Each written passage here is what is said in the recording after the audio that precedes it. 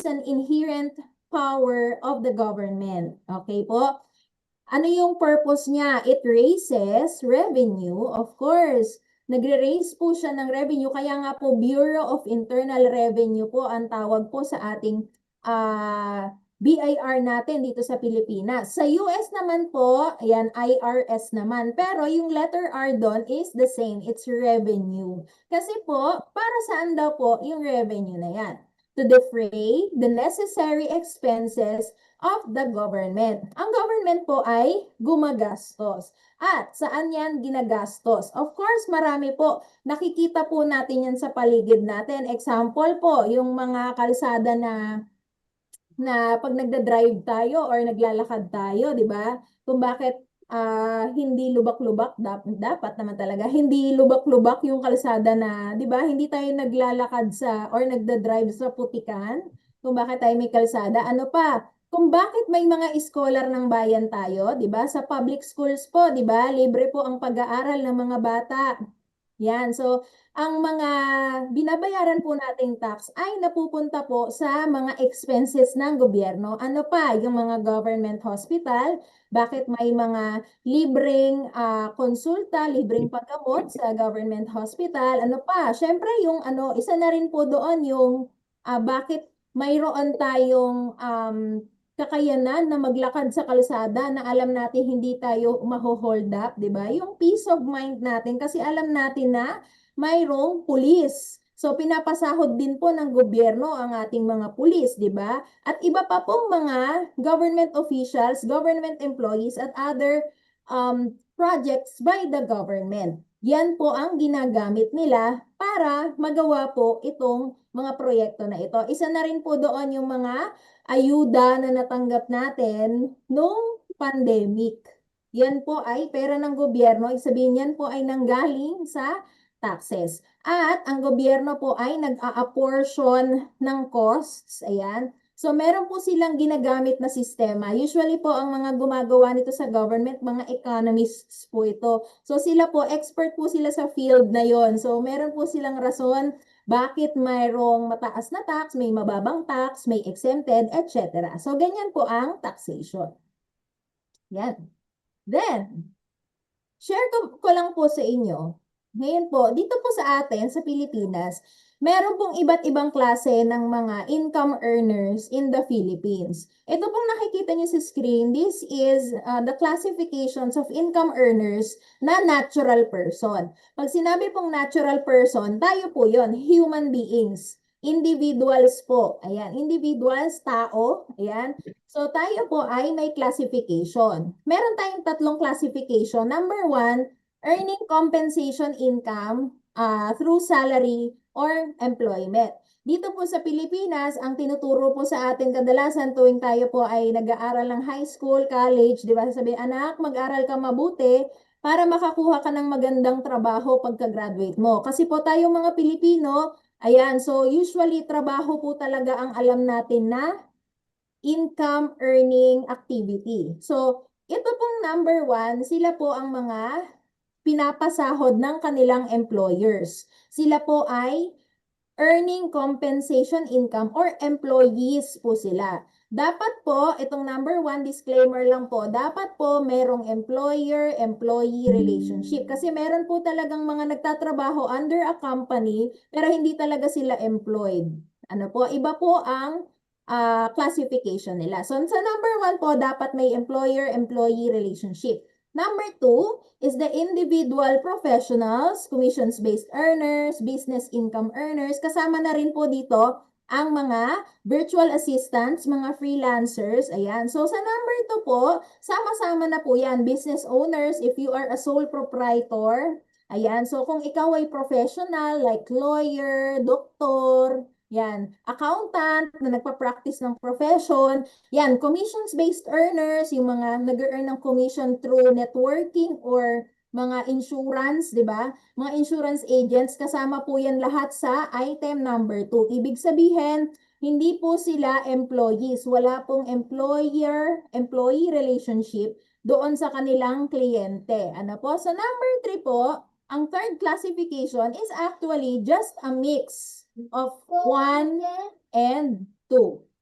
Okay po, kapag po sinabing mixed income earner, ibig sabihin, maliban sa ikaw ay professional or commissions-based earners or freelancer ka, meron ka ring employment on the side. So, dapat po, lagi natin tinitignan sa employment, number one, is talagang merong employer-employee relationship. Paano nalalaman kung meron yan? Usually, nasa kontrata po yan at usually sila po yung kinakaltasan ng SSS PhilHealth Pag-ibig sa kanilang payslip. Kasi po, ang number 2, hindi yan kinakaltasan dahil may sarili po siyang compliance. Yan. Sasabihin ko po sa inyo kung ano ba yung kaibahan. Yan. Paano ba hinahandle? Sige po, after ko nito dito sa paano hinahandle to, i-share ko naman po yung another type of taxpayer. Sige po, so how income earners handle taxes? Okay po.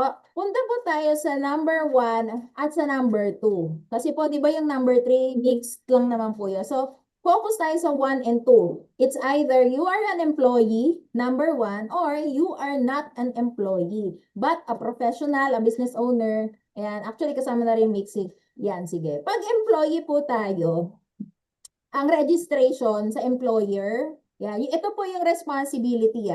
Pag po empleyado tayo, may employer-employee relationship, ang registration ng TIN mo, for example, first job mo, kaga-graduate mo lang, kalalabas mo lang sa sa career world mo. Ayan, registration ng TIN mo, employer ang may responsibilidad dyan. Computation ng tax mo, employer ang may responsibilidad. Filing, payment, papunta sa BIR ng mga taxes mo, employer po lahat ang gumagawa niyan. Kinakaltas na lang, di ba? Dadating na lang yung sahod sa'yo, nakakaltas na siya, tapos makikita mo na lang siya sa payslip mo, nakaless na siya doon. Tapos, at the end of the year, bibigyan ka na lang ni employer mo, ni company na pinagtatrabahuhan mo, ng Form 2316 na yon ay tinatrato na rin po as ITR ng mga employee. Okay po, tinatrato na rin po. Minsan mag-loan kayo, tas employee kayo. 2316 is okay na. Ayan, so, kasi po, ang nangyayari, employer po talaga lahat ang may responsibilidad. Kaya ang empleyado, magtatrabaho na lang siya, magta-time in na lang siya, kukumpletuhin na lang niya yung mga dapat niyang gawin, and then, ikakaltas na lang po yun sa kanya. Ay ano naman po kapag hindi ka empleyado? Kung mapapansin nyo, dito po sa white, sa may right side, professionals, business owners, or mixed. Kasama po ang mixed dyan.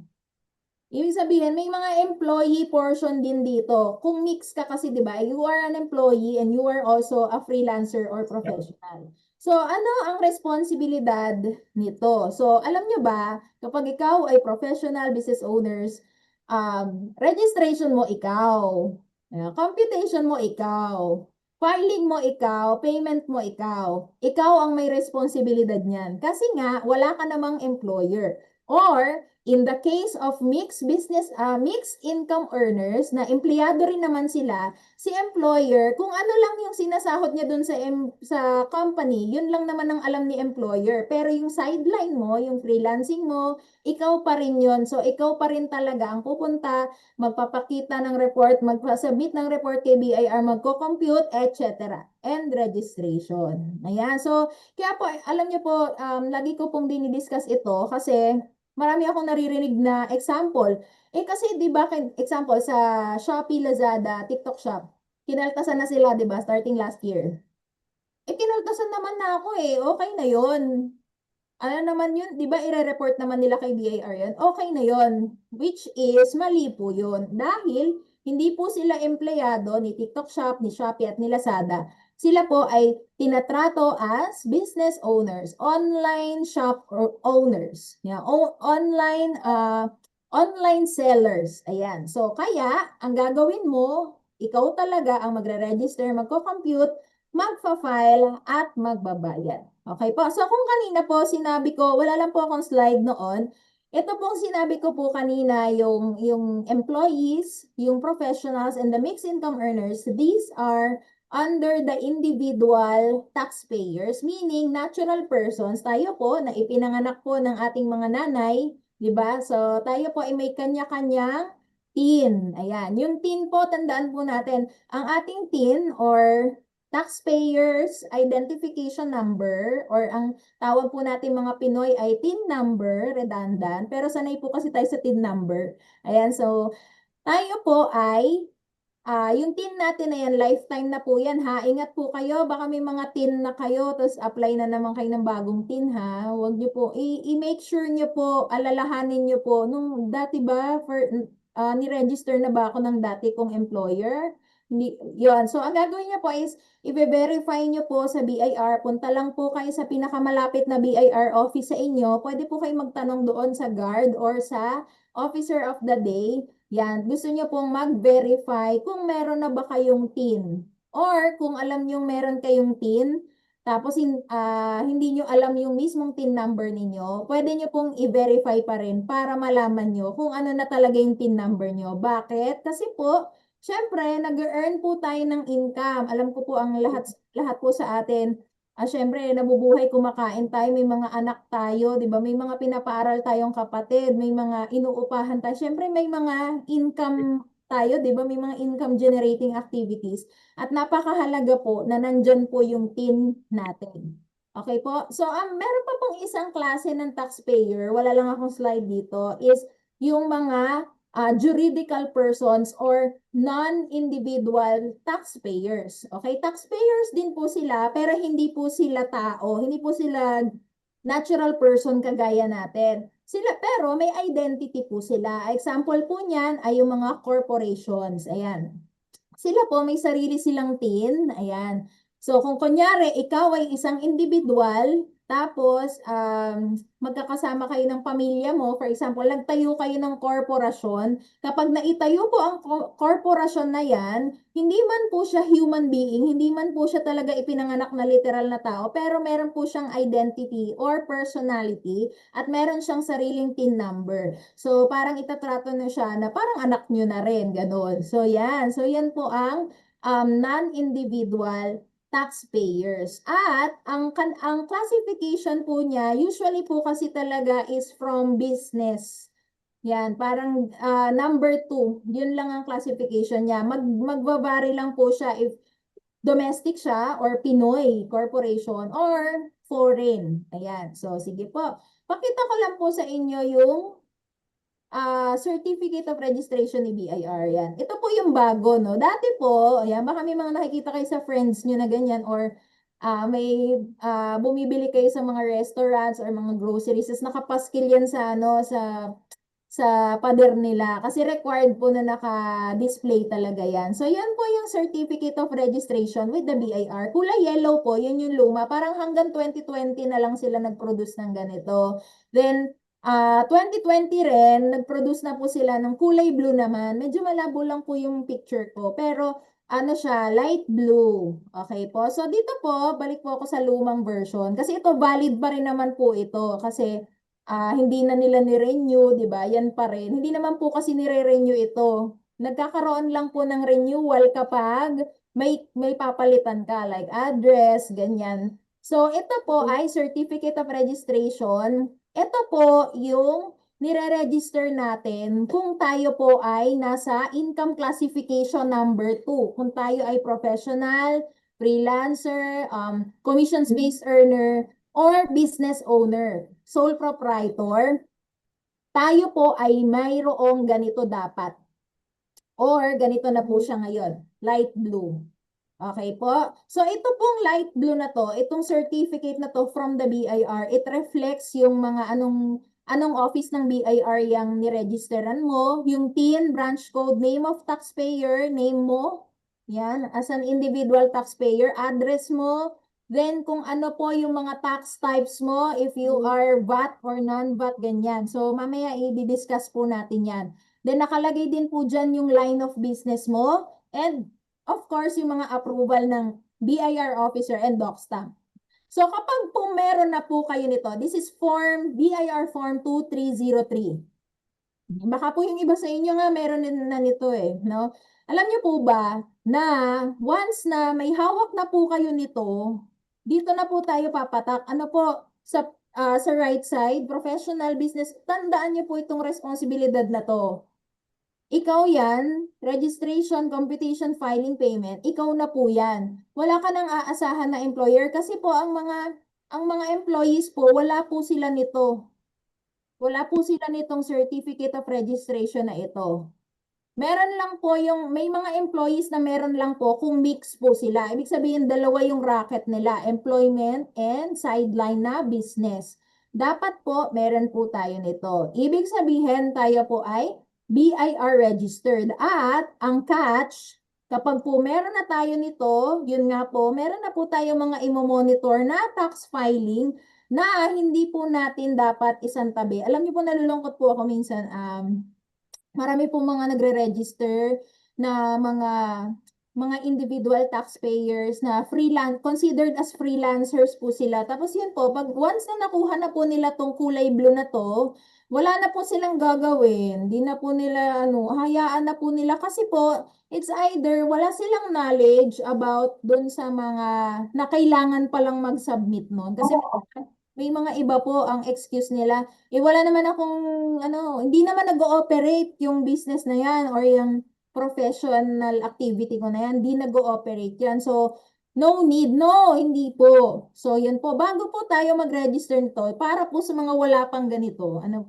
bago po tayo mag-register nito, pagplanuhan po ng maigi. Kasi po, marami po ang na-excite. Alam niyo yun, pag naman talagang meron tayong bagong business, di ba? Or bago tayong income generating activity, excited tayo na maging legal, excited talaga tayo na gawin lahat ng pero tama po yun. Dapat naman talaga excited tayo, pero dapat meron po tayong tamang pagpaplano kung ano po ba ang mga responsibilidad nito once na makuha na po natin ito. Okay po, so mamaya i-describe ko po sa inyo yung mga responsibilidad na yon. Okay po?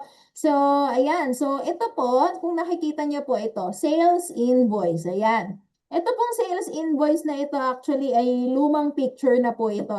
So, kapag po tayo ay may ganito na, certificate of registration, syempre, kasabay na rin po dyan na dapat meron na rin po tayong, tawag natin dyan resibo. Di ba? May resibo ka ba? Nag-i-issue ka ba ng resibo? Ayan. So, ang tawag po natin dyan resibo sa Tagalog, pero yun nga, ang resibo is, kapag hiram na salita sa English, it's receipt. Pero ngayon po, wala na po tayong receipt. Ano na lang po yun? Supplementary na lang po yun. Ang requirement po na sa atin ni BIR ay invoice. Okay po? For those na business owners na nagbebenta ng goods, sales invoice. Ito po yan, sales invoice. Yan. Kapag naman po services ang binebenta, service invoice. Or nagkaroon po ng kaguluhan dyan last year. Last year po kasi in-implement, April lang po. Kasi po dati, ang mga nagbebenta ng services, naka-OR. Ayan, official receipt dati yan eh. Yan yung batas na nilabas ni BIR last 2012. Yan.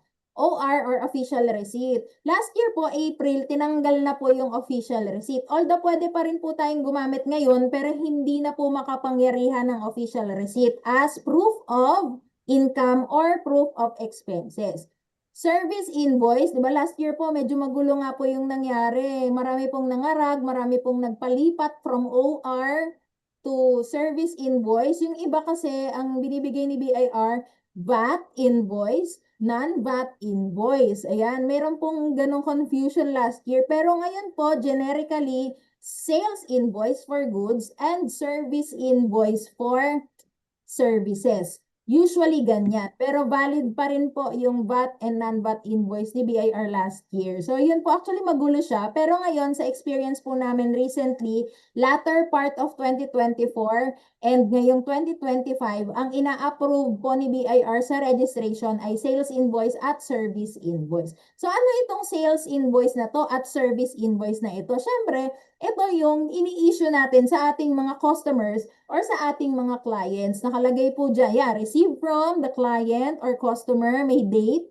yan, TIN ng ating customer, and other details, address, yan. Tapos kung ano yung quantity, unit of measurement, like for example, 100 pieces, kunyari, 100 boxes. Tapos kung ano yung articles, unit price and then amount, and then nasa ilalim yung breakdown ng total amount due, and then signature. Kapag po kayo ay nag-issue nito, ibig sabihin, done na po ang sale. Okay po? Done na ang sale, done na ang services, done na ang sale of goods. At ito po ay automatically dinedeclare po natin sa BIR forms natin. Ayan, so later po i-describe ko rin po sa inyo. Meron pa po kung hindi na ibigay na picture dito, pero kung matatandaan nyo po, yung mga columnar books, yan, diyan nalalabas yung bookkeeping, ayan. Since ang tinuturo po ni Ma'am Lani is bookkeeping and ano po yan, alam na po natin yan, marami po sa atin na may alam sa bookkeeping. Pero alam niyo po ba, dito po sa Pilipinas, pag ikaw ay business owner, may ganito ka, may certificate of registration ka with the BIR, you are required to register your books of accounts, pwedeng manual, pwedeng loose leaf. Ayan, so usually po, pwede ka namang mamili kung manual or loose leaf. Pero ang ginagawa po namin, since yung loose leaf po, di ba may inaantay pa yun ng authority from BIR, pero ang ginagawa po namin sa clients namin, nire-register pa rin po namin ng manual books. Just to be sure, kasi pag lumagpas po ng deadline at wala pa ring registration ng loose leaf books, ayan, loose leaf po, ibig sabihin po nun, ano yon, piniprint na lang, tapos ipapasa mo na siya every year. Pero ang manual books po ay handwritten. Masakit po yun sa kamay, lalo na po kung ikaw ay online seller, tapos ang dami mong order, 100 per day. Ano yan, 100 na accounting entries gagawin mo sa isang araw. Masakit sa kamay yun. So, suggested talaga is recommended ay mag-loose leaf po. Lalo na po yung mga yung mga online sellers. Sa mga professionals, medyo okay pa. Lalo na kung monthly po yung fix na kinikita mo. Adi di ba? One income entry ka lang pagdating ng end of the month. Pero kapag sobrang dami o bulky, I suggest ka na, loose leaf or i-computerize mo siya. Ayan. So, yun po ay requirement din po. Bookkeeping. Then, ito po ang catch. Kapag po nagpa-file po tayo ng any tax form sa BIR, ito pong sales invoice, service invoice, yung books of accounts, yung columnar, at yung tax form, dapat po yun po ay magkakatugma. Ayan. So, kailangan po talaga na masinsinang bookkeeping at monitoring ng tax compliance po natin. Kaya nga sabi ko po kanina, bago tayo mag-register, kailangan planado tayo. Kasi alam nyo po, sa totoo lang, hindi lang po yung tax forms ang masakit sa ulo, kundi yung mga iba pa, like yung pagre-resibo at yung pagsusulat sa books of accounts. Ayan. Ngayon po, dahil mga bookkeepers po tayo dito, yan. So, pwede rin naman po kayo mag-handle ng clients ninyo, diba? Local clients. Ito po yung services na pwedeng ibigay ninyo sa kanila. I-guide nyo po sila. Lalo na po marami po mga business owners, hindi naman po sila well-versed sa accounting. For example, di ba po? Pwede rin naman pong accountant talaga sila, pero hindi ito yung field na pinasok nila. Kasi sa totoo lang po, di ba, Ma'am Lani, ang accountant po, parang doktor yan eh. Ang daming ang daming fields of accounting na pwedeng pasukin. And may mga accountants po talaga na hindi ito yung forte nila. So nagpapatulong pa rin po talaga sila. Ano pa? Pwede naman po nating ituro ito sa mga non-accountants. Yun nga lang ang problema po kasi, 'di ba marami po naman talaga may gusto na mag-DIY. And marami pong lumalabas na video sa YouTube kung paano gawin to, paano sulatan yung resibo, paano sulatan yung books of accounts, paano magganito, mag-tax form. Pero ang problema po kasi, dahil masyadong technical yung mga terminologies ni accounting at ni BIR, kaya ang nangyayari, nagkakaroon ng error yung mga nagdi-DIY. Ito po yung malungkot dyan eh. Alam niyo po, naiintindihan po natin ang mga nagdi-DIY na gusto nilang makatipid. Yan, totoo naman po yun. At hindi naman po, kumbaga nakikisimpatya din. Kaya lang alam niyo po, nakakalungkot kasi usually ang mga iba nagdi-DIY din ang ending nagpe-penalty kasi yun nga, it's either hindi consult, hindi nagpatulong. Ayan, so yan, yun po ang ating reality dito sa Pilipinas. Ayan, so hindi ko po kayo tinatakot ha. Ang sinasabi ko lang po ay pagplanuhan pong maigi. Masaya po at napakaganda po na tayo po ay rehistrado. No, ano man po yung income stream natin, ano man po yung business natin, profession, commissions based man tayo, insurance agent man tayo, or freelancer po tayo sa foreign companies po tayo nagsiserve, ano? Tayo po ay napakaganda kung tayo po ay registered, pero make sure po na planado po ang inyong gagawin na once na meron na kayo nito, registration, ready na po kayo to take on the challenge of doing your tax forms, your invoices, and your books of accounts. So, ano bang importansya ng compliance? Marami din po nagtatanong yan kasi 'di ba sasabihin nila, "Oh, ano milyon-milyon na nga yung kinikita ko dito, hindi naman ako registered." Hindi naman ako registered, ba't pa ako magre-register? Aanhin ko yung registration na yan. Magaling ako magbenta, magaling ako magnegosyo. Okay po, so the importance of compliance, bakit po tayo kailangan mag-comply, mag-register at mag-comply sa gobyerno, lalo na po sa BIR? Number one, business continuity. Kasi po syempre, kapag po tayo ay nahuli, alam niyo po pag hindi registered, tago ng tago yan. Alam niyo po yun? Pag hindi ka registered, tago ka ng tago. Matatakot ka makipag-transaction kasi baka may kakilala sa BIR, isumbong ka. Tapos natatakot ka makagalit siya, di ba? Natatakot ka na agrabyaduhin mo siya, baka magsumbong sa BIR, di ka registered. So kung ikaw ay registered, hindi ka matatakot sa mga ganon, di ba? So hindi ka magpapa-under sa isang tao dahil lang may kakilala siya sa BIR. Dahil alam mo sa sarili mo na ikaw ay compliant. Continuing ang business mo. Hindi ka matatakot na mapasara, di ba? Alam niyo po dito sa lugar namin, dati pa po yun, parang mga 8 years ago, nakita ko po, sa mayor's permit naman po yun. Ano siya, pinasara yung burger stand niya kasi wala siyang mayor's permit. So, 'di ba? So, nakakahiya din 'yun kung alam ng mga tao na ikaw yung kilalang nagbo-burger doon tapos pinasara tapos nilagyan pa ng kahoy. Alam mo pinako pa. Sabi ko grabe naman yung nangyari sa kanya. So, wala po kasi palang mayor's permit. Yan, isa pa po ang mayor's permit. Kasi tatlo po yan actually, business name. Sa business po, regular business tayo.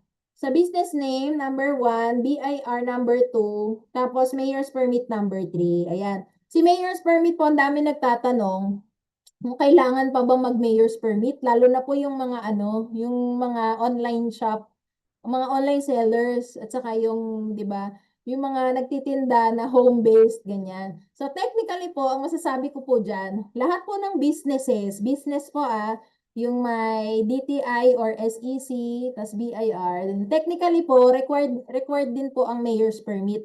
Bakit po? Kasi po, ang mayor's permit po, ibig sabihin, may permiso ka sa LGU ninyo na mag-business ka. Okay po, permission po yan from the barangay and the mayor. Kaya nga siya mayor's permit. So, ibig sabihin, pag wala ka mayor's permit, hindi ka nagpaalam. So, ano yung mga tendency ng mga hindi nagpapaalam? Yun nga, mapapasara sila. Kaya lang, di ba, minsan, nenegosyo ka. Kunyari, gusto mong gumawa ng paggawaan ng sabon, tapos home-based. Alam niyo po ba, pag gumagawa ng sabon, merong mga toxic, may mga toxic chemicals na ingredients yan. Tapos naamoy ng kapitbahay mo, naku, nireklamo ka. Kasi nga, wala kang mayor's permit. Ang mayor's permit, pahihirapan ka kasi talaga. Iko-question kasi nila, bakit ka naglalagay ng harmful chemicals dyan sa residence mo? Kasi home-based ka nga eh. Maaamoy ng kapitbahay yan, magkakasakit, di ba? Ang goal po ng mayor's permit talaga is, syempre, to protect the environment, to protect yung neighborhood mo. Ayan. So, kaya requirement po yan. Once na nahuli ka ng LGU ninyo na walang mayor's permit, pwede kang maipasara. Ayan. Ang problema lang po talaga sa mayor's permit, bakit inaayawan ng mga tao? Kasi po, mahal po kasi talaga. Yan ang pinakamahal na na permit eh. Opo. Oo, pinakamahal siya. Kasi pag nag-register ka ng corporation, magagastos mo lang mga less than 10,000. Pero ang mayor's permit, magsisimula siya ng 12. Iba-iba po yan. Depende po yan sa city or depende sa municipality. Napansin ko po, wala silang uniform computation, iba-iba. So, pero mahalaga po yan. Ano na lang yung sinasabi ko doon sa mga yung mga ayaw magpa-register ng mayor's permit kasi hindi naman natin mapipilit ang mga business owners. Alam niyo po, ganito nagwo-work kasi ang mayor's permit. ang LGU or ang barangay, sinisita nila yung mga businesses na nakikita ng mata nila. So example, nagtayo ka ng pwesto, dapat talaga may mayor's permit kang maipapakita. So, ang tanong kasi nung iba, bakit yung iba na kapag business naman, online seller sila nakakapag-business without mayor's permit? Kasi si LGU, hindi sila nakikita kasi nakasarado po yung bahay nila. Kaya hindi sila nasisita. Pero hindi po ibig sabihin nun na hindi na po tayo mag-a-apply ng mayor's permit kasi requirement pa rin po yun. Okay, another importance of compliance. Number two, business expansion. Alam niyo po, pag registered kayo, dahil nga meron kayong continuity, dahil proud kayo na ang business niyo ay registered, pwede kayong mag-expand. Ayan, like for example, may friend po ako, ayaw pa niyang magpa-register dati sa BIR. Pero, pinilit ko siya kasi sabi ko maganda yung opportunity. Alam niyo po ba, nung nagpa-register po siya sa BIR, sabi niya sa akin, thank you daw. Kasi ano, nung una ayaw niya kasi magastos daw eh. Kasi para maglalabas siya ng 2.5. Ganyan, ayaw niya.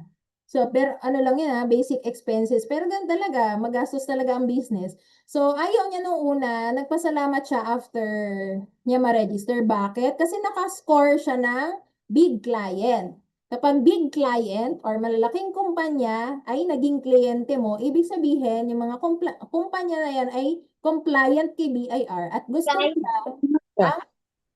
nila ang kanilang mga supplier or kayo na magsiserve sa kanila or magde-deliver sa kanila ng goods, gusto nila compliant din kayo. Kasi ginagamit din nila yung mga sales invoice ninyo, service invoice ninyo as their expenses sa kanilang ITR. So, syempre, kung ikaw ay isang business owner na walang BIR registration or wala kang may isyong sales invoice, hahanap yan ng ibang supplier. So, yun, sayang yung expansion, di ba? Yung opportunity mo sana na mag-expand, na mas lumaki, dumami yung clients mo, mas malaki yung orders mo kasi big company, di ba? Usually, kung may 300 employees yung client mo, di ba? Kung bibili sa'yo ng t-shirt, yan hindi pa isa-isa, 300 pieces agad, di ba? So, kapag registered ka, proud ka, at you have all the opportunity to expand. Lahat po ng malalaking kumpanya dito sa Pilipinas, yan po ay mga tax compliant po yan. Ayan. Maliban lang po siguro doon sa mga nababalitaan natin na kinakasuhan ng tax evasion. Ha?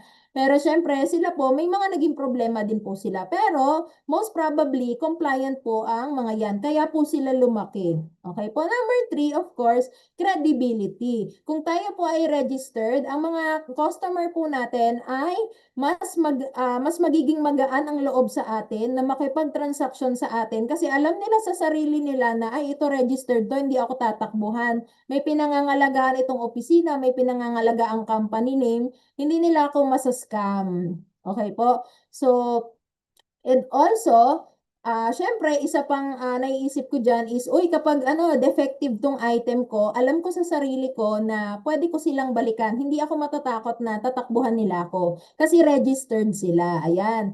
Of course. And of course, hindi lang po sa customer, sa suppliers din po. Sa suppliers din po natin, sa business natin, interested din po sila kung tayo ba ay may proper compliance. Ano po, kasi po, ibig sabihin, alam nila na yung i-deliver nila sa atin ay hindi natin tatakbuhan sila ng bayad.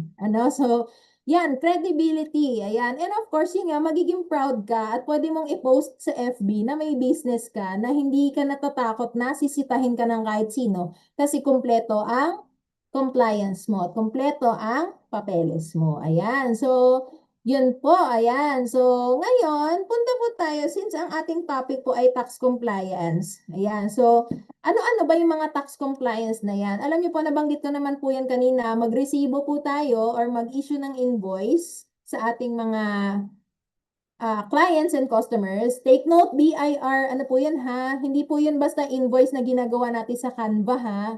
Yun po ay BIR accredited printer po ang gumawa. Yung parang nasa picture kanina. No? Pangalawa po is yung magsulat po, mag-bookkeeping po doon sa registered na manual books of accounts or yung loose leaf na books. Yan. Syempre, ito po yung isa sa pinakamahirap, tax filing and payment.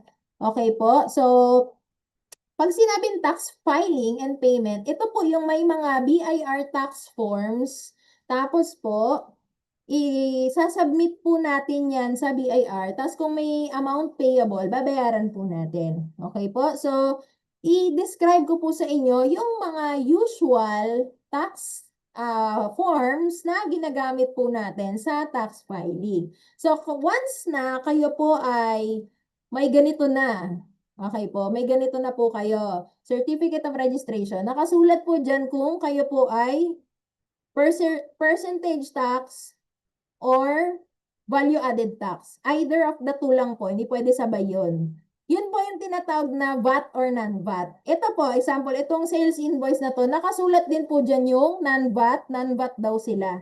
Itong may-ari ng invoice na to.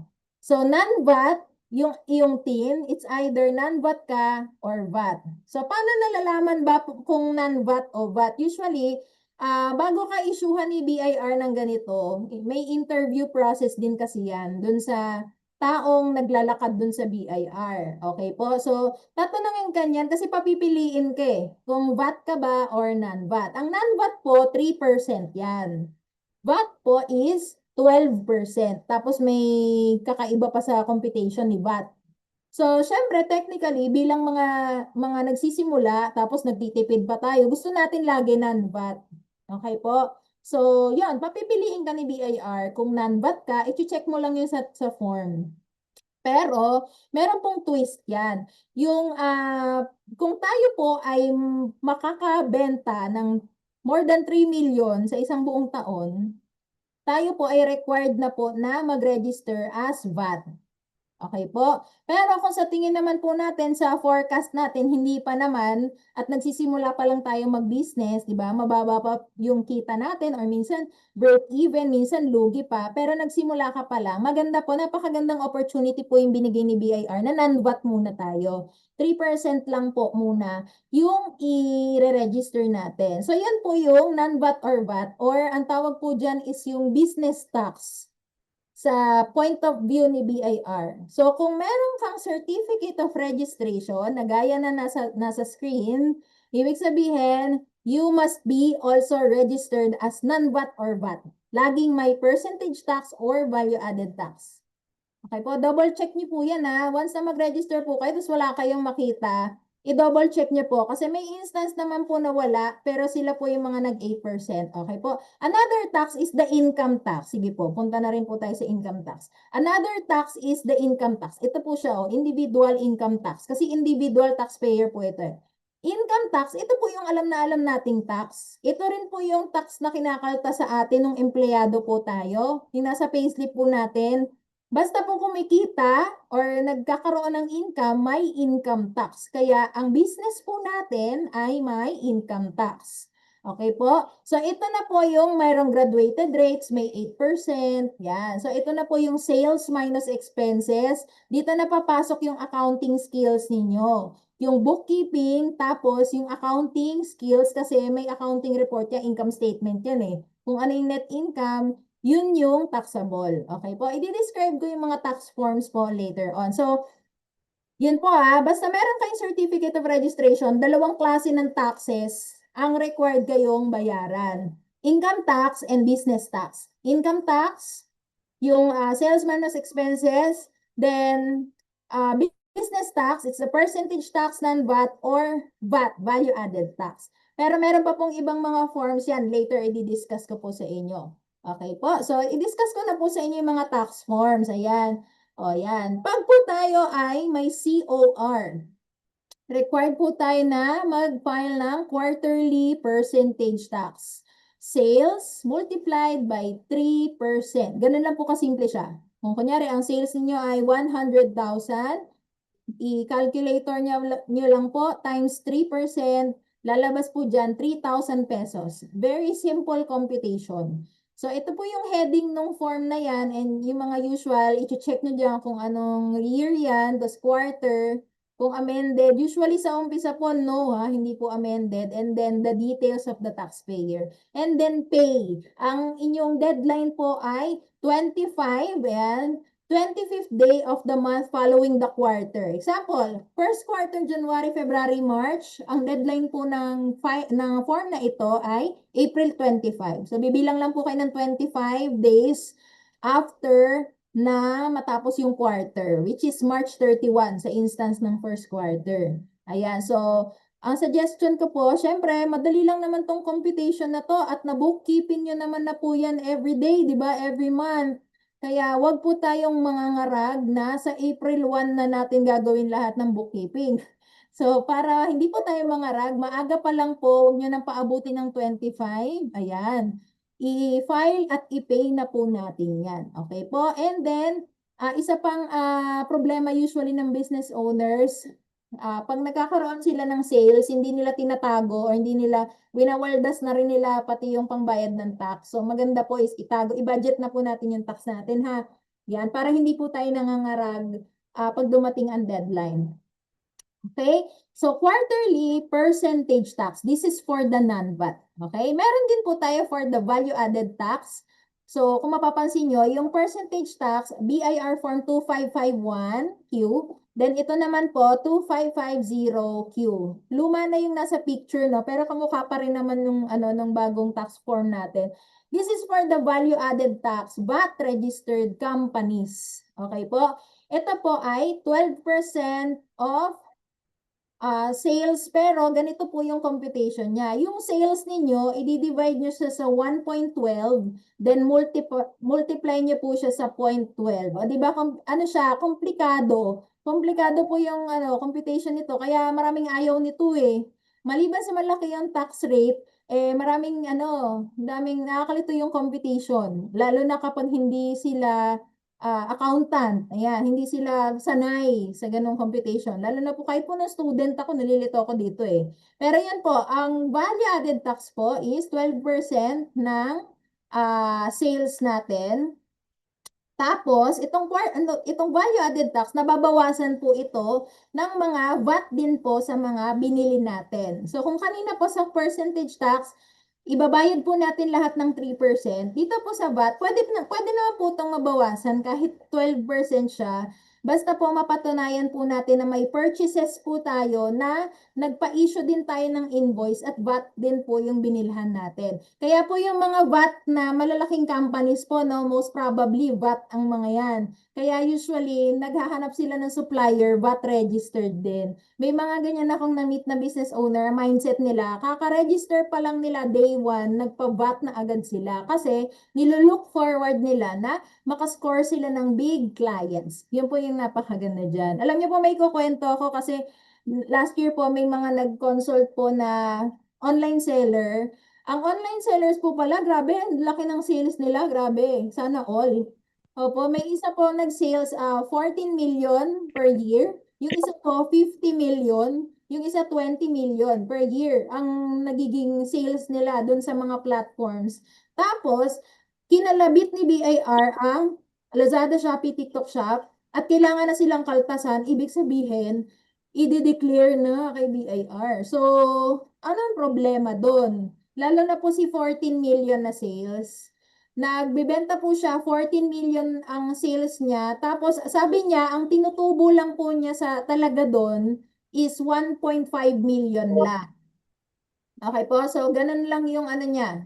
Ganun lang yung net income na napupunta sa kanya. Kasi syempre, 'di ba, buy and sell yun eh. Tapos, alam niyo po ba, pag kinompute po yung 14 million, pag kinompute po yung VAT nun, 1.6 million. So, ibig sabihin, lugi pa pala siya kung madideclare na po sa BIR yung kanyang sales. Kasi wala na po siya magagawa eh. So, problemado po siya. Alam niyo po, nakikita ko po dito yung benefit na kapag nagsisimula po tayo ng business, mag-register na po tayo, i-embrace na po natin yung responsibilidad na tayo po ay magbabayad ng or magpa-file, magbabayad ng taxes. Kasi po, ito po yung benefit ng mga bago na sila ay maliit pa, ang gross sales nila, hindi pa sila umaabot ng 3 million, na enjoy pa nila yung smaller tax rates. Same as the income tax, pag mas mababa yung tax rate mo eh. Hindi katulad nung nag-consult sa akin na 14M, nakakaawa siya kasi VAT agad siya. So, bigla bubulaga sa kanya na magko-complain na siya. At the same time, nandun na siya sa mga matataas na tax rates. Imagine, hindi pa siya nakakapag-practice. Bigla na siyang bumulaga. So, anong tendency ng mga ganon na nadi-discourage na po sila na ituloy yung business nila, di ba? So, nakakalungkot lang din po. So, yun po yung once na maghahawak na rin po kayo ng mga client nyo or meron kayong may hawak na rin kayo or meron kayong kaibigan o mga asawa na magbi-business, i-advise nyo na po na as early as possible, i-embrace na po natin yung mga responsibilities na to kasi hindi rin po natin to matatakasan. Hahabulin at hahabulin pa rin po tayo nito. Ayan, so yan. So ganun po talaga yung mangyayari. Okay po, so yan po. Ang value added tax po, may additional reporting yan, sorry. May additional reporting din po ito, kaya alam niyo po ang value added tax po halos times 3 po yung trabaho as compared dun sa mga non-VAT. Sa totoo lang po. Kasi ito, compute mo lang, calculator ka, ilabas mo yung pera mo, okay na. Ito kasi, si value added tax, complicated ang computation plus may additional reporting pa yan kasi kailangan nakalista kung ano yung mga sales mo at ano yung mga purchases mo na pinaglalagay mo dito. Ayan, yun po yung tinatawag na summary list of sales and purchases. Same din po ang deadline niyan, 25th day of the month following the quarter of transaction. Last 2023 po, in-approve po ni BIR na quarterly na lang po itong VAT. Dati monthly to, kaya yung alam mo yon, yung sobrang bigat ng trabaho pag magbabat ka kasi buwan-buwan siya sinasubmit at binabayaran. Pero ngayon medyo inis na nila ng konti. Ayan, pinagaan ng kaunti at naging quarterly. So ano pa po? Tapos na tayo sa business tax. Sa income tax naman po tayo. Kapag po tayo ay may COR or yung sinasabi kong Certificate of Registration, required po tayo na mag-file ng quarterly income tax. Okay po?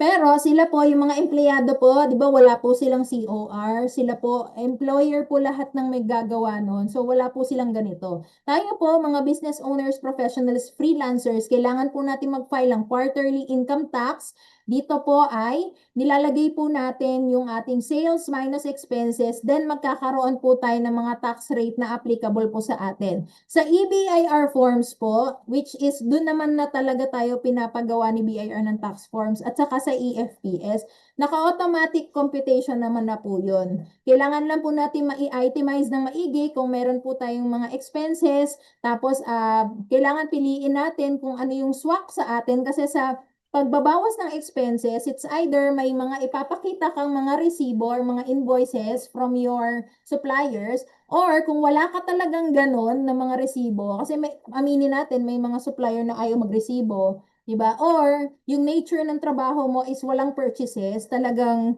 ano yon, talagang skills mo as a professional, no? Pwede po tayong optional standard deduction or i-assume na 40% po yung expenses natin. Meron din pong tinatawag na 8%. Yan, naririnig nyo na po siguro yan. Sa 8% po, mawawala na po yung percentage tax.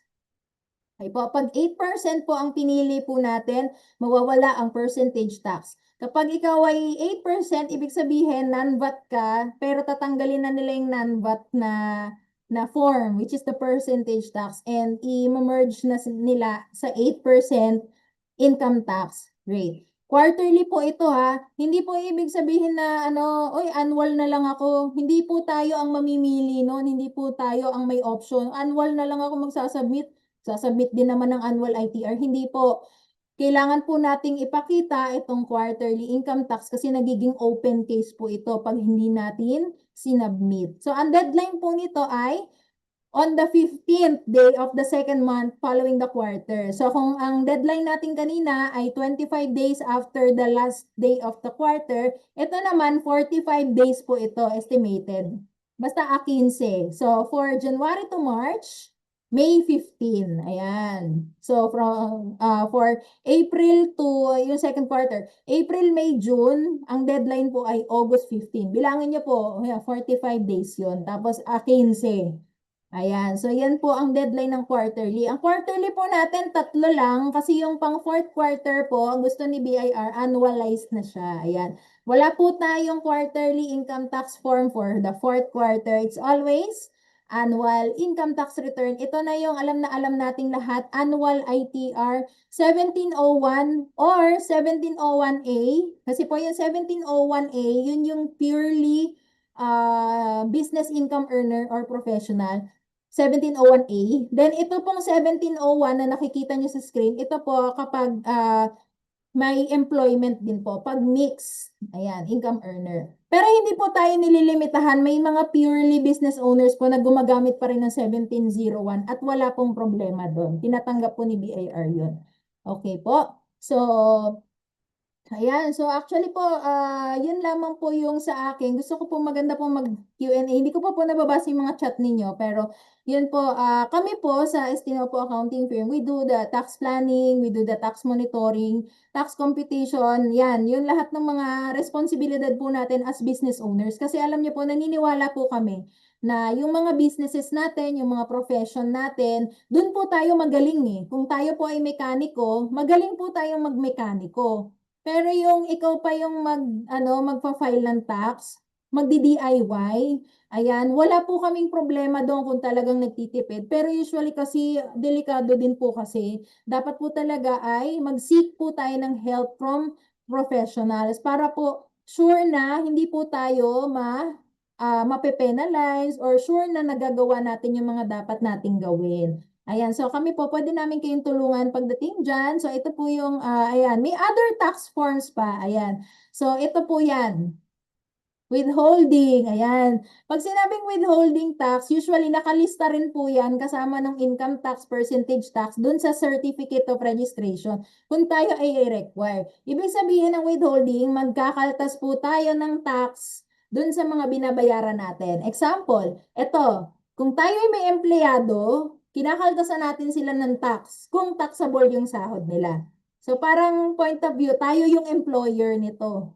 Oh, tayo yung employer ha. 'Di ba sabi natin yung employees, employer lahat. So tayo yung gagawa ng mga gagawin para kay employee. Ayan. So yung mga dinededuct natin sa kanila kinakaltas, dito po natin yan ilalagay sa form na ito at ibabayad natin kay BIR. Ito yung sa sahod. Meron din po tayo sa sorry po.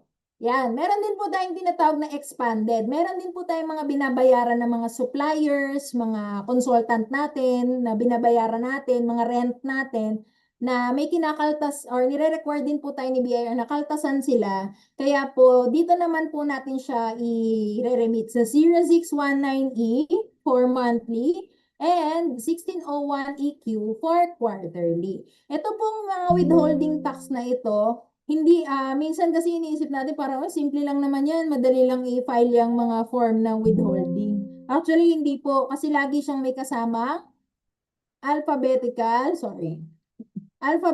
list of employees, for example, yan, annual information return, yan, may mga annualization yan. Yan, pagdating ng end of the year, ngarag na ngarag po ang mga accountants at mga public practitioner pag January hanggang May. Yan. January hanggang April or minsan kasi May na-extend ang deadline ng audited FS. Kaya kung meron kayong, kayo po, one day pag nag-practice na po kayo or baka meron kayong kilala mga accountant na ganito yung ginagawa, ayan na talagang practitioner ng tax, ayan, yakapin niyo po sila or bigyan niyo ng chocolate tuwing January hanggang April. Kasi ano po yan, yung utak po niyan, gulong-gulo na. Kasi po ang daming pinapasa. Ayan, so imagine ang isang business owner na hindi naman talaga niya forte ang accounting or wala siyang alam tungkol sa taxation. Imagine po problemahin pa niya to. Kaya po yun ang ginagawa namin para sa clients namin. Gawin mo yan, business owner, dyan ka magaling, dyan ka kumikita ng malaki, bayaran nyo na lang kami. At least, di ba, doon sa activities, doon sa marketing, sa sales, yung activities na yun ay income, cash generating activities. Yun na, ibayad nyo na lang po yun sa amin. Di ba po? At least hindi na po kayo nangangarag. Kasi pag inuna mo to, tas business owner ka, inuna mo tong tax forms, hindi ka na nakapag-cash generating activity sa sobrang stress mo, di ba? So, yan po. May alpha list po ito, yung sa employees, and at the same time, meron din po yung para sa suppliers, sa rent, sa professional fees. So, marami po. So, yan. So, actually, tapos na rin po ang aking presentation. Ayan, so kami po ay taga San Pedro, Laguna. Ayan, so pwede nyo po i-screenshot yan. Kami po ay taga San Pedro, Laguna, pero may office na rin po kami sa Alabang. I-open pa lang po namin. Hindi pa siya fully operating pero nandun na siya. Nag-aantay na lang ng ng sunod-sunod na pagpasok namin. So maraming maraming salamat po, Miss Lani and everyone. Yehey! Guys, ano naman, pa-heart-heart naman dyan. Ayan, emoticon na heart. Come on, guys. Maraming heart-heart. Ayan, thank you kay Tracy, kay Abby na nag-heart, kay Marie, kay Sheila. Ayan, sige, papunuan natin. At thank you kay Ma'am. Ayan, parang may mga nagtanong na siya. Sige, Ma'am, okay lang po bang mag-entertain tayo ng mga Yan. katanungan? Yan, kay Divina, sabi niya, pag pure freelancer po ba, anong income tax type ang mas ideal? Yung 8% po ba?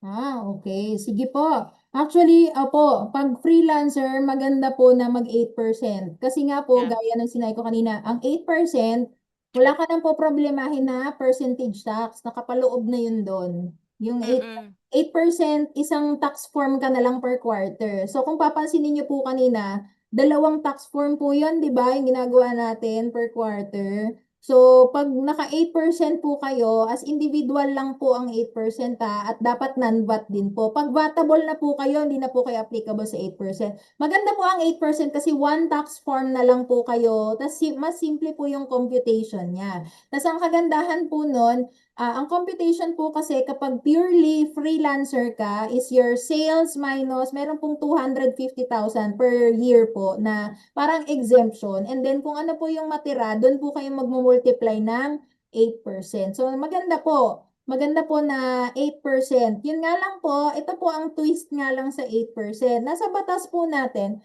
na kailangan magpapa-elect ka. Every year, i-update mo si BIR. Every first quarter of the year, i-update mo. Pupunta ka kay BIR para magsabi na 8% ako ngayong taon na to. So, yun ang problema, no?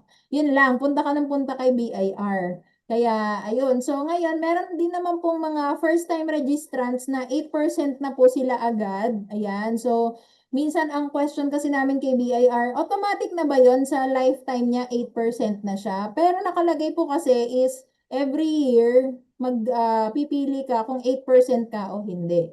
Pero yun Mm. po, maganda po. Yes po, magandang option po na mag 8% po tayo. Ayan, sige, suportahan lang natin. So, hindi siya yung kunwari, nag-change ka for the year, hindi siya yung ang sinasuggest ko rin dito sa mga freelancer or yung i-manage mo, mag-compute ka, forecast mo yung magiging kikitain mo kung may clients ka. Forecast mo, I suggest gawa ka ng Excel, forecasting lang, gaano katagal yung contract mo with the client, etc.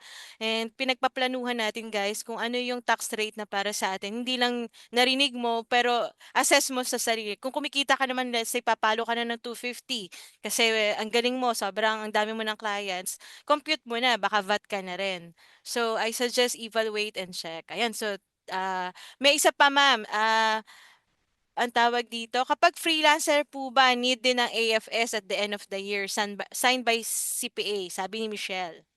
Ayan po, for audited FS po, yun nga po, hindi po lahat required Mm, mag-audited FS. Pero kapag ikaw ay naging batable na po, yeah. i-expect mo po na requirement na po talaga ang audited FS signed by external independent CPA po. Yep, accredited. Okay, oo. Yes po. Yes, oh, yun. So, hindi lang basta yung kung sino lang yung nag-sign. Dapat accredited CPA siya. Yes Hindi siya po. pwedeng, kunwari ako, hindi naman ako accredited sa BIR, hindi ako pwedeng mag-sign.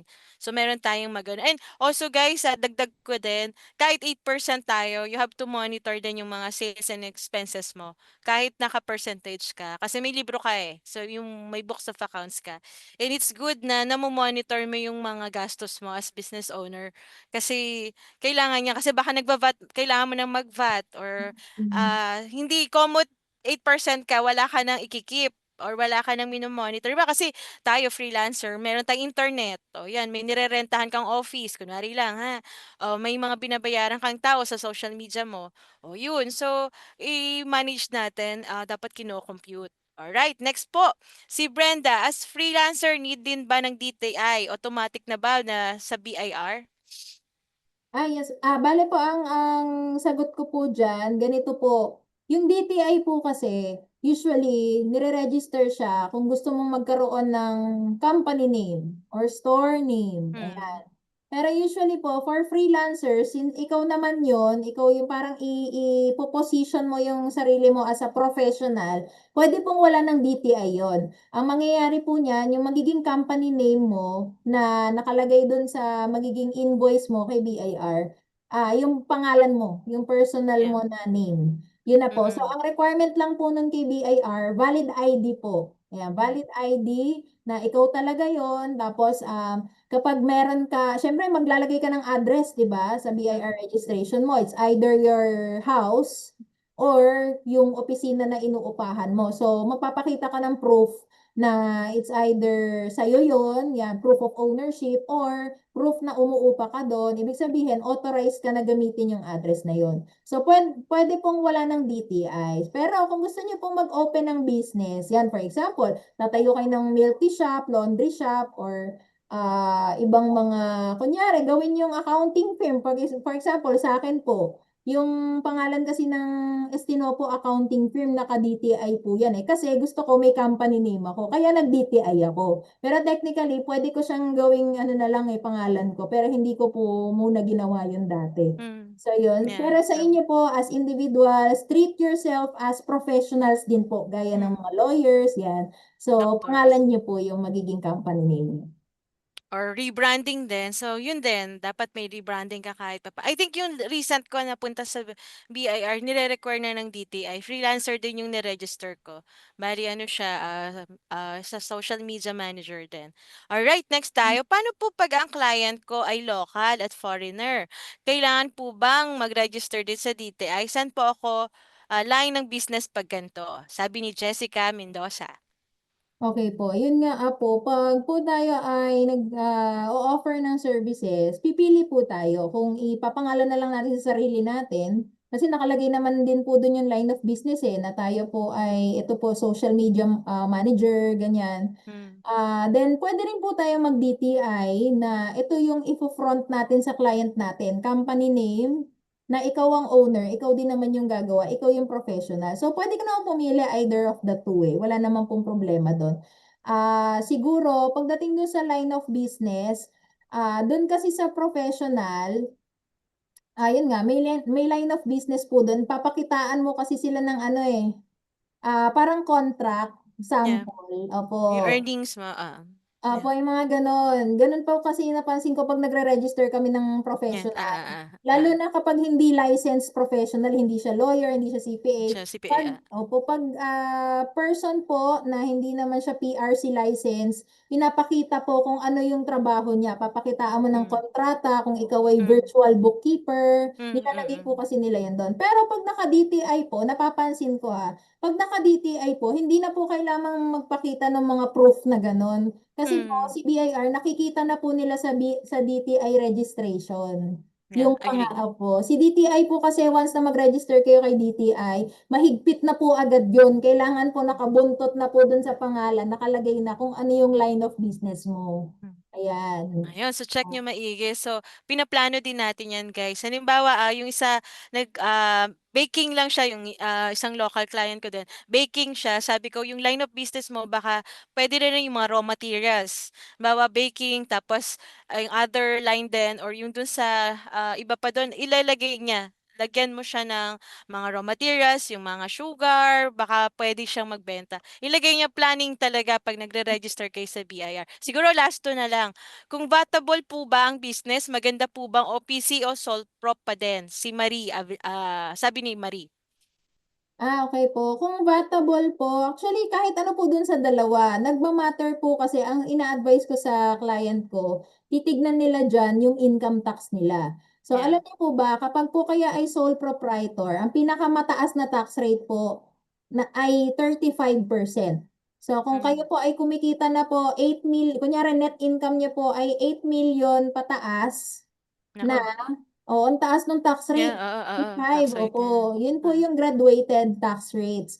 Pinakamataas 35. As compared to the OPC, alam niyo po ba, pag nag-OPC po kayo, Ang pinakamataas na tax rate po ng OPC ay 25%. So imagine nakatipid po kayo ng Yeah, from third, 10%. Opo. yeah. Pero yun po ay sa mga matataas na sales na po siya. So ina-assume ko po kung batable na po kayo, mataas na po yung ano nyo, matataas na po yung mga Threshold. bentahan nyo at net income ninyo. Pero ang ang kabilang side naman nun, kung ikaw ay nagsisimula at alam mong wala ka pang masyadong benta, maliit pa yung income mo, maganda mag-sole proprietor ka muna. Mm. Kasi kapag OPC ka, kasi zero pa yon, exempted ka pa. Kapag less than 250K Yeah, per tama. year, exempted, zero pa babayaran mo. Whereas kung OPC ka na agad at maliit ka pa, maliit pang business mo, maliit pa ang kita, kahit magkano pa yung net income mo na yan, magbabayad ka ng 20%. Imagine kung kunyari, ang kinita mo sa isang buong taon ay 249,000 net income. Kapag sole Mm. prop ka, zero ang tax mo. Pero kapag ikaw ay OPC, Oh, 249,000 times 20%. percent. Laki mo. True. So, it's a matter of talagang Yes. pino-forecast mo, no? Opo. Kailangang, compute din tayo, guys. High level lang. Wag complicated. Sige, 8:03 na. Last na lang to, guys, ha? Kontakin nyo na lang si Ma'am Isa. Nasa GC natin siya. Ano pong kaibahan ng loose leaf saka computerized books of account? Opo. Pag loose leaf po, bale, oo, tatlo po yan actually eh. Yung isa, yung mano-mano, handwritten, which is, hindi ko na po yun nire-recommend kasi masakit sa kamay po yun. Yung Yeah. loose leaf po at saka computerized. Pag loose leaf po, ito po yung books of accounts na i-register natin as loose leaf. Pwede nating i-encode sa Microsoft Excel lang. Tapos i-print na po natin. End of the year, ipapasa natin. Ganun lang po siya kasimple. Mano-mano. Binobook bind. Opo, Yung ibubook iba bind mo siya. binobook bind, Yes, ma'am. Minsan makikita niyo pag end of the year sa BIR, marami doon may mga dalang cart. Ang dadami ng mga nakabook bind kasi nagpapasa po sila Yes. nung ano, nung loose leaf nila. So Mm-mm. yun po, ganun lang naman po ang loose leaf. Pagdating po sa computerized kasi sa loose leaf parang mano-mano pa rin yung accounting mo dun eh. Wala kang Mm. ginagamit na accounting system. Utak mo True. pa rin at saka yung ina-assume mo lang na yung columnar mo ay Excel na instead of handwritten. Yung computerized naman po kasi, if gagamit ka ng computerized accounting system, ayan, a-applyan mo po yan ng authority kay BIR na yan na ang gagamitin mo. Ibig sabihin, kung kunyari QuickBooks, example lang po, BIR gusto po namin gumamit ng QuickBooks kasi ayaw po namin Oo. magmano-mano na accounting sa Excel lang po. So gusto namin computerized as in pasok na lang kami ng pasok ng invoice. So ang gagawin po, mag-a-apply po kayo ng authority kay BIR for computerized accounting system. At magagamit nyo lang po yan once na makomply nyo na po yung mga pinapasubmit ni BIR. At usually in-audit din po ni BIR, tinitignan magbi-visit po sa inyo. Paano ba gamitin yan? I-ano mo ko? I-walk Yeah. i-walk through mo ko. Tapos bibigyan ka namin ng approval. Then, di ba yung mga QuickBooks na yan, nag-generate na lang yan Yeah. at the end of the year. Yun na yung ipiprint mo, same as loose leaf, ibobookbind mo, ipapasa mo every end of the year. So, ang Mm. kaibahan po ng dalawa, sa loose leaf po, mano-manong accounting ka pa rin. Hindi lang siya naka-handwritten, pero sa computerized Excel. accounting system, meron kang ginagamit na system. Ayan. And may registration yan, madugo din ang Ay, registration. opo, kaya po, Oo, ako mahirap din yung na. isang client, it took me grabe daming so mabusisi siya, guys. So ayun, guys, so 8 o'clock na. Kung may question lang, drop nyo lang, and I hope maraming natutunan. So sabi ko muna dun sa iba, start kayo, guys. Tulungan nyo yung mga kapitbahay nyo na may business.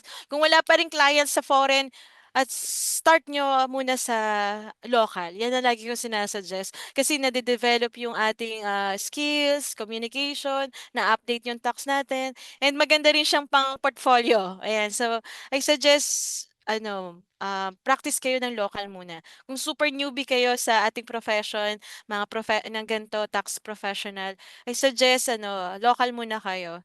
Kung wala pa talagang client, kapitbahay nyo, if mag-free kayo tax filing. Ako ganun, nag-o-offer ako usually sa mga churchmate. Yung newbie ako, na nag-transition ako from corpo, ginawa ko talaga hanggang sa na-open doors. Yung pala, may kaibigan siya na abroad, tapos kinukuha ka na rin. So, you'll never know. So, practice mo na kayo kung um, nabibuild yung discipline, nabibuild yung knowledge nyo when it comes to mga local clients. Maganda rin siya as entry level, guys, na clients. Alright, so thank you daw, sabi ni Lia Michelle, si Alan, si Salvador, si Ray, thank you, maraming maraming salamat. In behalf of our small community, we thank you, Ma'am Isa, for your for sharing your knowledge and expertise in taxation. And hopefully, hindi kayo magsawa sa aming mga tanong. Maraming salamat po. Ayan, so last natin guys, ang ating open camera para, document natin to guys that we learn something ito. Maraming maraming salamat, Ma'am Isa. So, guys, open cam. Come on, open cam. In 3, 2, 1, ha. Okay? In 3, 2, 1. Ayan. So, may 36 million tayo ngayon. Ayan. So, and more to come. Alright. Guys, connect tayo kay Ma'am Isa kung talagang we need some high level na professional service. Kay Ma'am Isa tayo mag-connect. At matutulungan niya tayo and she is the subject matter expert when it comes to taxation. Alright, so thank you guys. Kung may tanong, connect lang tayo kay ma'am. More pa tomorrow, okay? May mga zero tayong mga pa-training and mga yung sa Toastmaster or yung the way we communicate. So, and more to come. Ayan, maraming salamat. O, dinner na tayo. May shift na ako. Thank you, Thank you. guys. Thank you, Thank Ma'am you so much. Isa. Thank you. Recording Okay, in 3, 2, stopped. 1 guys ha. In 3, 2, 1. Bye-bye.